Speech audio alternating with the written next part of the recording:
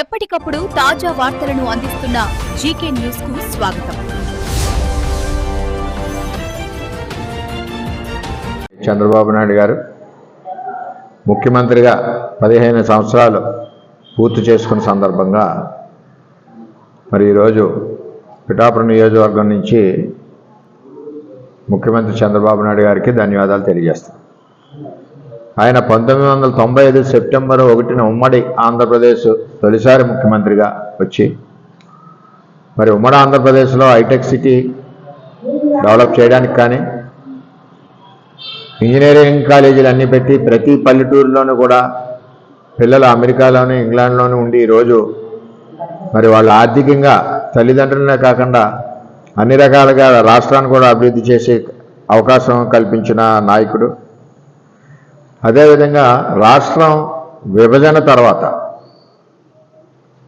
చంద్రబాబు నాయుడు గారు మొట్టమొదటి ముఖ్యమంత్రిగా ఆంధ్రప్రదేశ్ రాష్ట్రానికి మరి రావడం, దాంతోపాటుగా ఈ రాష్ట్ర ప్రజలు రైతాంగం, అమరావతి రైతాంగం ఎంతో నమ్మకం పెట్టి ఆయన మీద దగ్గర 40,000 ఎకరాలు ల్యాండ్ పూలింగ్ ఇవ్వడం అంటే ఇది చిన్న విషయం కాదు. ప్రపంచంలోనే ఏ రోజు ఎక్కడా చేయని, ఎక్కడా నమ్మకం లేని పరిస్థితి.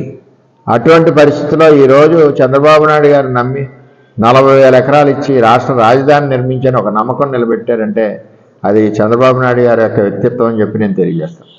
అలాగే చంద్రబాబు నాయుడు గారు మరి ఈ దేశంలో కేంద్రంలో అటు అబ్దుల్ కలాం కానీ ఆ వాజ్పేయి గారు ఉన్నప్పుడు అలాగా చాలామందికి మరి పదవి రావడానికి కూడా ముఖ్య పాత్ర పోషించిన నాయకుడు చంద్రబాబు నాయుడు.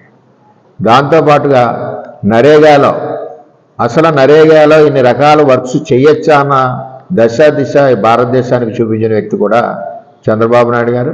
అందులో భాగంగా మరి రాష్ట్రంలో 80% పల్లెటూరులో గ్రామాల్లో రోడ్లు మరి ముఖ్యమంత్రి చంద్రబాబు నాయుడు గారు ఉన్నప్పుడు నిర్మాణం చేయడం జరిగింది. పోలవరం నిర్మాణం, ఇవన్నీ కూడా ఆయన చరిత్ర చెప్పుకోవాలంటే రోజుల తరబడి, నెలల తరబడి, సంవత్సరాల తరబడి సమయం కూడా సరిపోదు. మరి ఇటు రైతుల గుండెల్లో పోలవరం ప్రాజెక్టును ముందుకు తీసుకెళ్తా మరి అన్ని రకాలుగా ఈ రాష్ట్ర ప్రజలను ముందుకు తీసుకెళ్లే పరిస్థితి, ఎన్నో ఒడిదుడుకులు ఎదుర్కొనేవి.